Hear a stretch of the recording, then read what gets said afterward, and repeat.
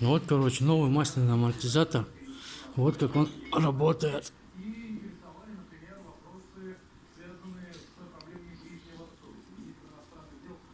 Вакуум убрали, сразу заработал, да?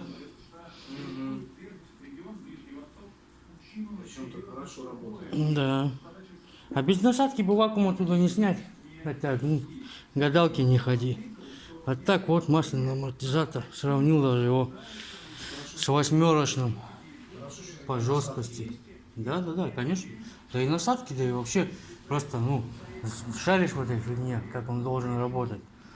Вот и все.